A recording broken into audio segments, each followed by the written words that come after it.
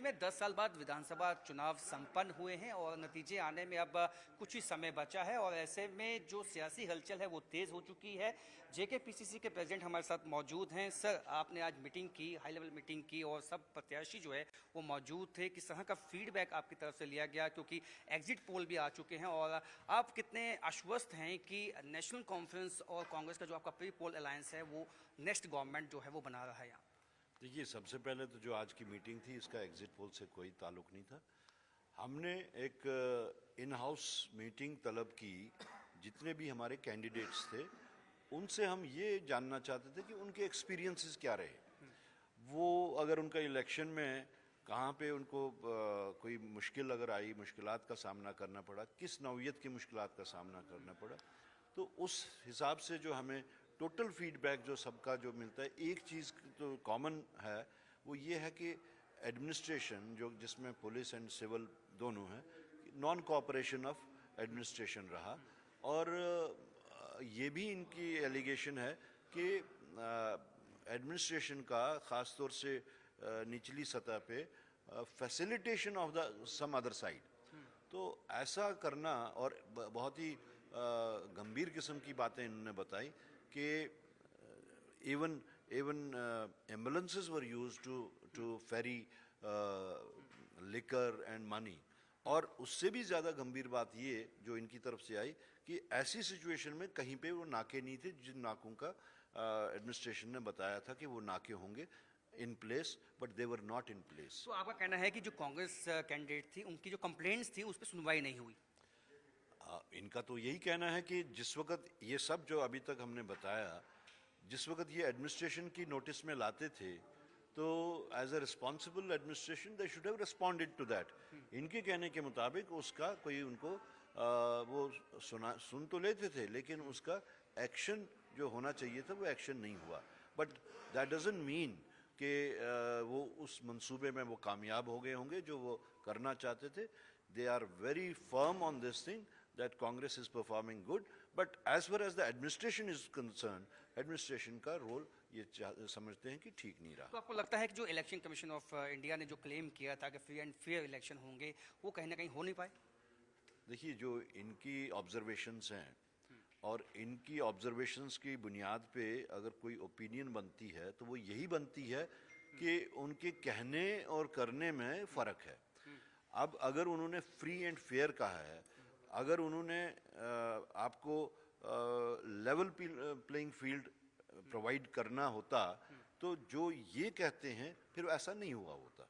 तो इस हिसाब से उनके कहने और करने में फ़र्क है। जिस तरह से अब कश्मीर घाटी में भी बीजेपी का भी कहना है कि जो इंडिपेंडेंट कैंडिडेट्स हैं they will be game changer, उन पे सबकी निगाह रहेगी। कांग्रेस पार्टी की भी निगाह है जो इंडिपेंडेंट जीत के आएंगे। देखिए, वो तो ज़रूर कहेंगे गेम चेंजर हैं, क्योंकि उन्होंने ही उनको मैदान में उतारा है टू फ्रैगमेंट द वोट। हमारे हिसाब से जिनको वो गेम चेंजर कहते हैं, they are the game spoilers.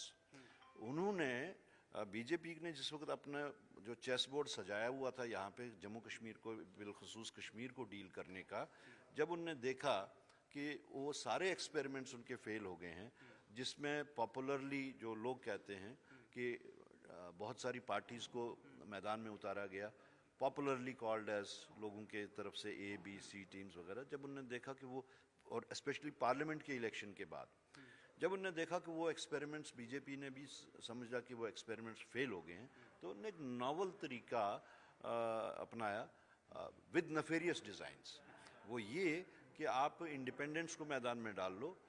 Every riff raff has been put into election. किसी का कोई सोशल स्टेटस नहीं है, कोई मेरे ख्याल में एड्रेस भी उनको, लोगों को नहीं पता होगा उनका। तो मकसद ये था कि आप वोट को फ्रैगमेंट करो, जिसके वास्ते वो बड़ी बड़ी पार्टीज उन्होंने इंट्रोड्यूस की थी by the name of A B C whatever people popularly call as.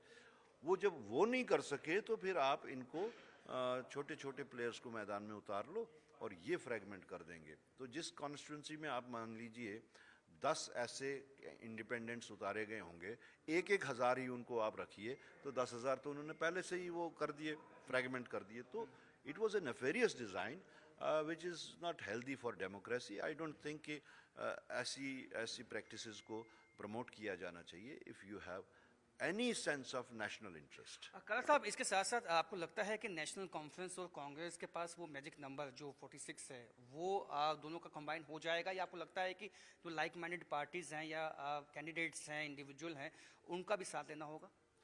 देखिए, हमारी कोशिश तो ये होगी, because it's just not governance, it is to fight certain menaces, it is to take the state out of despair, take the state out of the despair. बहुत नाउमीदी का माहौल है इस वक्त। हमें इस वक्त नंबर्स, सिर्फ मैजिक नंबर्स के इर्द गिर्द की बात नहीं है, हमें कंसेंसस डेवलप करना है कि ऐसे जो फैनेटिक लोग हैं, ऐसे जो डिविसिव पॉलिटिक्स, हेट पॉलिटिक्स करके सोसाइटी को जिन्होंने बांटा है, मुल्क को जिन्होंने बांटा है, उनको इस सिस्टम से, अपने पावर कॉरिडोर से कैसे बाहर रखा जाए। उसमें I have been saying it, कोई इंडिविजुअल हो, कोई पॉलिटिकल पार्टी हो, कोई ऑर्गेनाइजेशन हो, एसोसिएशन हो, जो हमारे साथ इस मामले में ऑन द सेम पेज है। इसमें पीडीपी भी शामिल है? I will not qualify anyone. हम तो इंडिविजुअल्स की भी बात कर रहे हैं, हम ऑर्गेनाइजेशंस की भी बात कर रहे हैं, पॉलिटिकल पार्टीज की भी बात। The only thing is that they should be on the same page, they should have the same agenda of keeping away BJP from the corridors of power. एक अंतिम सवाल, आप आश्वस्त हैं कि 8 तारीख को जो है कहीं ना कहीं आंकड़े सामने आ जाएंगे और जो नेक्स्ट गवर्नमेंट है वो नेशनल कॉन्फ्रेंस और कांग्रेस कोalition में ही बनेगी, क्योंकि कोशिश बीजेपी की भी है कि किसी तरह जोड़ तोड़, आपको लगता है कि वो कर सकते हैं? नहीं, उनके वास्ते कोई नई बात तो है नहीं। कौन सी स्टेट है जहां उन्होंने जोड़ तोड़ के बगैर छोड़ी है?